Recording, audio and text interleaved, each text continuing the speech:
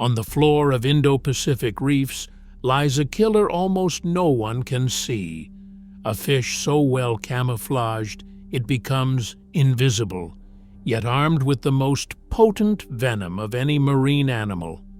Its 13 venom-tipped spines can deliver agony so intense that victims describe it as fire and mutilation, and death can follow within hours. How could a creature this deadly remain hidden in plain sight? And what makes its attack so merciless in the ocean's balance of predators? The answer begins deep beneath the surface, where lethal adaptations await. 13 dorsal spines run the length of the stonefish's back, each one a weapon designed for a single purpose: to deliver venom deep into tissue. These are not ordinary fin rays. Each spine is thick, sharply pointed, and built with a deep groove or hollow running along its length.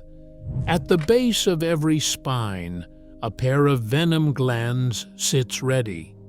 When pressure is applied, like a foot stepping down, the spine is forced upward, piercing through skin, muscle, and even the soles of protective footwear.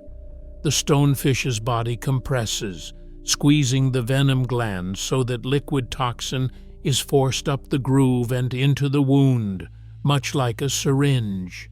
The physical force needed to trigger this mechanism is surprisingly low. Even a gentle brush can press a spine into flesh, but a full step can drive multiple spines in at once, maximizing the dose.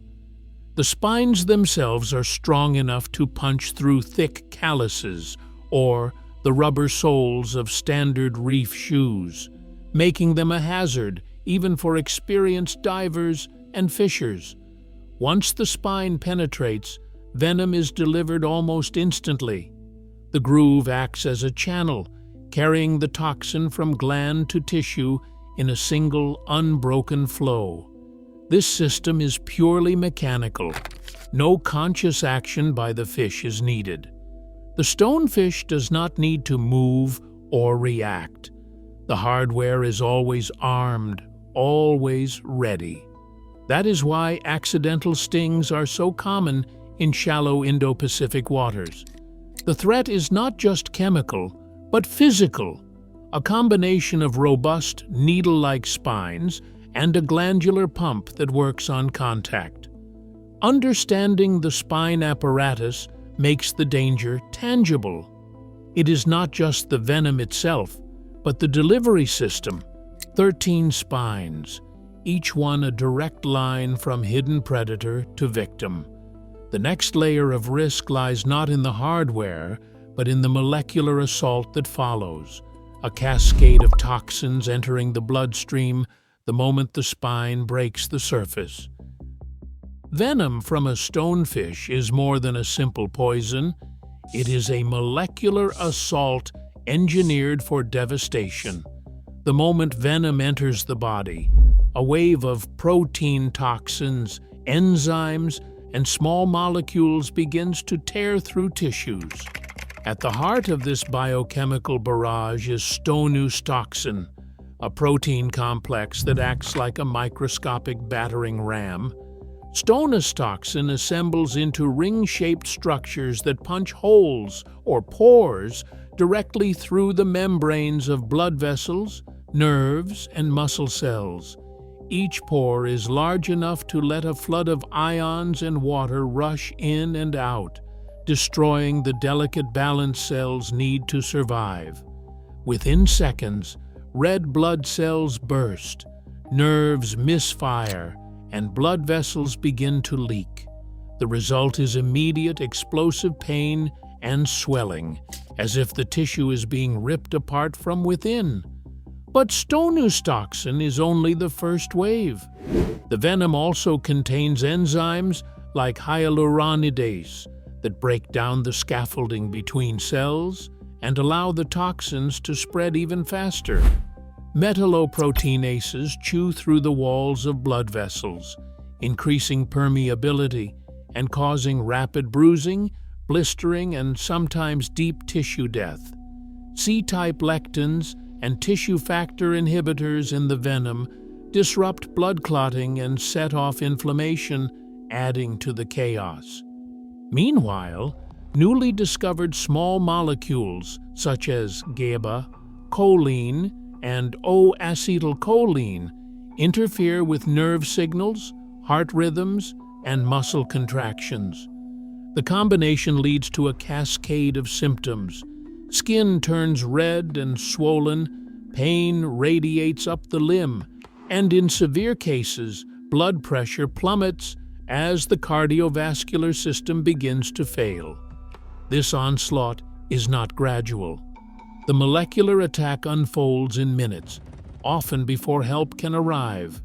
Victims describe the pain as instant and overwhelming, far beyond what most marine stings can produce.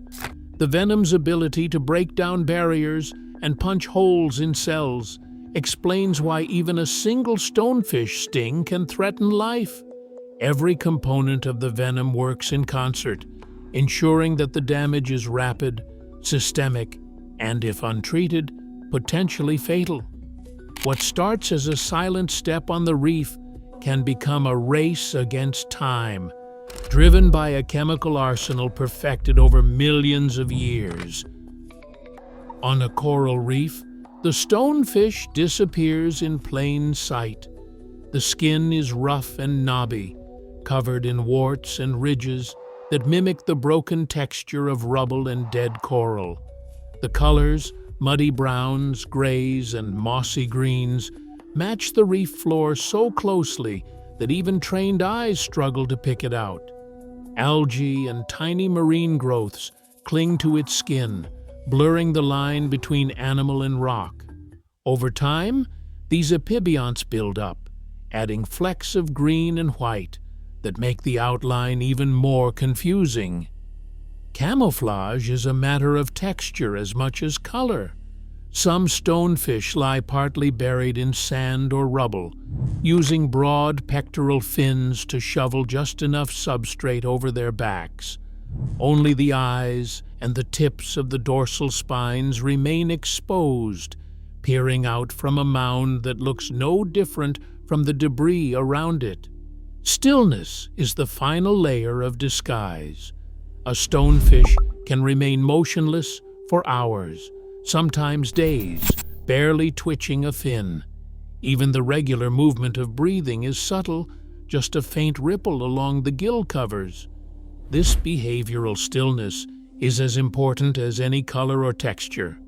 In the underwater world, movement is often the first sign of life, the thing that gives away a predator. By refusing to move, the stonefish lets the reef's chaos wash right over it. Small fish and crustaceans pass within centimeters, unaware of the threat. Divers and snorkelers searching for stonefish often fail, even when one is right in front of them. Marine biologists have tested this with photographs, asking viewers to spot the fish before revealing its outline. Most people miss it entirely. In shallow water where light flickers and shadows dance, the illusion is nearly perfect. The risk is not just to prey, but to humans as well. Most stonefish stings happen because someone steps on what they think is a harmless rock. Mark McGruther, senior curator of ichthyology at the Australian Museum, says you could be looking right at one and never know it. Deception explains much of the stonefish's deadly success. This camouflage does not rely on fast color change or active mimicry. Instead, it is the result of millions of years of evolution, static patterns, rough skin, and a patient, motionless posture. The stonefish's invisibility is its greatest weapon, turning the busy reef floor into a hunting ground where danger waits, silent and unseen. A stonefish waits, hidden in the rubble, almost indistinguishable from the reef itself. When a small fish or shrimp drifts too close, the stillness ends in a fraction of a second. The stonefish's mouth snaps open, expanding its buccal cavity like a piston. This sudden movement creates a powerful vacuum, pulling water and anything within a few centimeters straight into its jaws. High-speed studies of similar ambush predators have measured the suction strike at 15 to 20 milliseconds. That is faster than the blink of a human eye, faster than most prey can even register danger. Inside the mouth, a rapid expansion of soft tissue and bone generates negative pressure, drawing prey in before it can react. The strike zone is unforgiving. Once a fish or crustacean crosses that invisible boundary, escape is nearly impossible. The stonefish does not need to chase or wrestle. Its entire feeding apparatus is tuned for a single explosive movement, delivering prey from open water to the back of the throat in a single gulp. Biomechanics experts describe the stonefish as a model of predatory efficiency. The jaws open wide, the floor of the mouth drops, and the sides flare out, all in a coordinated burst. Water rushes in at such speed that prey are swept along, swallowed whole before their muscles can even fire. The capture radius is surprisingly small, just a few centimeters, but within that range, the odds are stacked entirely in the predator's favor. This is not a battle of endurance or agility. It is a contest decided by physics, by the raw power of suction and the precision of timing. The stonefish's strike is over before the outside world even notices. For the prey, there is no warning, no chase, and no second chance. The ambush is absolute. One moment of stillness, followed by a burst of motion that leaves nothing behind but a faint ripple in the water. Venomous marine animals are often compared by the sheer speed and severity of their effects, but few rival the stonefish when it comes to the combination of potency and frequency of human contact, and the range of systems attacked. In the Indo-Pacific, stonefish are a leading cause of severe marine envenomation. When measured against other infamous ocean dwellers, box jellyfish, cone snails, and blue-ringed octopus, the stonefish stands out as the most venomous fish known to science. Laboratory tests confirm that its venom is more toxic than that of lionfish, scorpionfish, or stingrays. Yet it is not just chemical strength that sets stonefish apart. The venom acts on multiple fronts. It inflicts instant, overwhelming pain. It destroys tissue. It disrupts blood flow. And it can paralyze muscles, including those needed to breathe. Box jellyfish deliver venom that can cause cardiac arrest within minutes, and their stings have resulted in many documented deaths, especially in northern Australia and Southeast Asia. Cone snails inject a cocktail of neurotoxins that can paralyze a human in under an hour, while the blue-ringed octopus uses tetrodotoxin, a molecule-for-molecule champion of lethality, capable of shutting down the nervous system and causing respiratory failure. But encounters with these animals are relatively rare. Stonefish, on the other hand, live exactly where people walk, wade, and swim. One misstep on a reef or sand flat can drive several dorsal spines deep into a foot, delivering enough venom to trigger excruciating pain, massive swelling, and, if untreated, potentially fatal collapse. This is why accidental contact is such a common route to injury.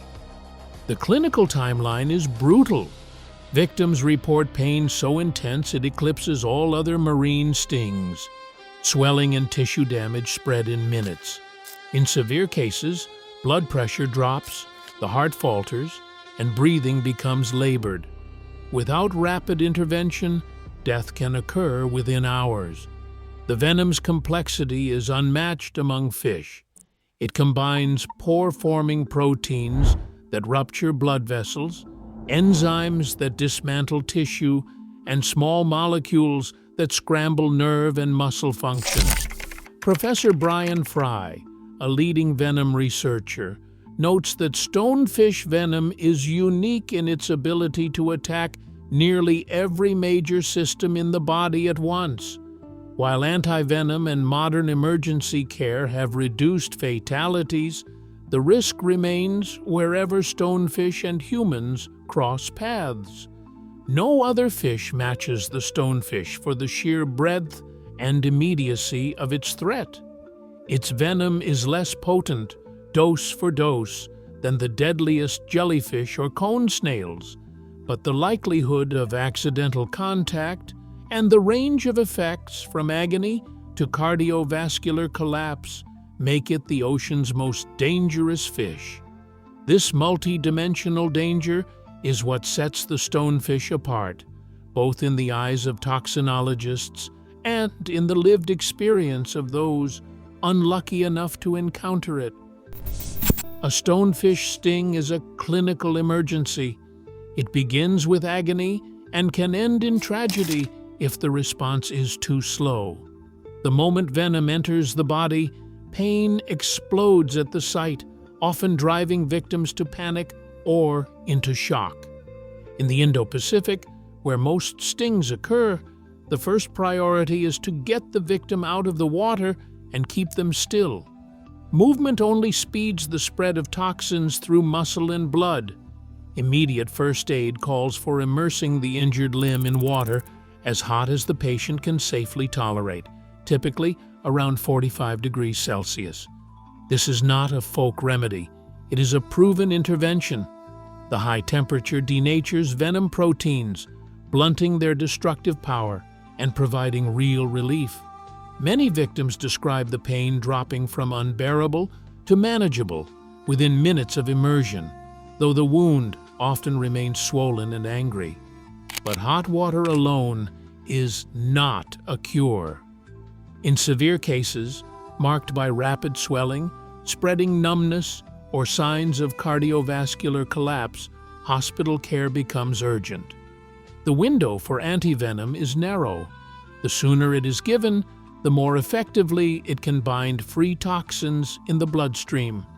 In Australia, where stonefish antivenom has been available since 1959, clinicians administer it intravenously for systemic symptoms or when pain cannot be controlled. The antivenom is produced by immunizing horses with small doses of venom and then purifying the antibodies that neutralize the toxins. For most patients, one vial can halt the progression of symptoms, stabilize the heart, and spare tissue from further destruction. Delays, especially in remote areas far from hospitals, are linked to the worst outcomes, including tissue death, amputation, or fatal collapse. Professor Jamie Seymour of James Cook University emphasizes the critical timeline. You have about an hour to get hot water on and to start transport. Every minute counts. Field epidemiology from Northern Australia and Southeast Asia confirms this pattern. Victims who reach care within 2 hours almost always recover, while those stranded for longer face lasting damage. Emergency physicians emphasize careful wound cleaning, tetanus vaccination, and close monitoring for shock or respiratory distress. In rare cases, surgery is required to remove embedded spines or dead tissue. Modern protocols, when followed quickly, have transformed the prognosis. Fatalities are now rare where antivenom and supportive care are available. Still, the stonefish remains a test of readiness for coastal clinics and a clear reminder that in the race between venom and medicine, time is the only advantage humans can claim. On the crowded floor of a coral reef, the stonefish operates with a kind of ruthless efficiency that few predators can match. When a small fish or shrimp crosses that invisible line in front of its mouth, the outcome is almost always the same: the strike, powered by a rapid expansion of the buccal cavity, creates a vacuum strong enough to pull prey in before they can react. High-speed studies of related ambush predators confirm that once prey are within a few centimeters, escape is nearly impossible. The entire sequence, from the first twitch of the jaws to the disappearance of the victim, unfolds in less than a blink. Prey are swallowed whole, vanishing into the stonefish's gullet without struggle or delay. Field biologists and reef ecologists have long marveled at this predatory mastery. The stonefish rarely misses when prey enter its strike zone, not because it is faster than every other fish, but because its camouflage and patience bring the odds overwhelmingly in its favor. The fish can wait motionless for hours, sometimes days, conserving energy until the perfect moment arrives. This low-gear approach is more than a behavioral quirk. It is a metabolic strategy. Stonefish have a remarkably slow resting metabolism compared to active reef hunters. By minimizing movement and relying on ambush, they burn little energy between meals.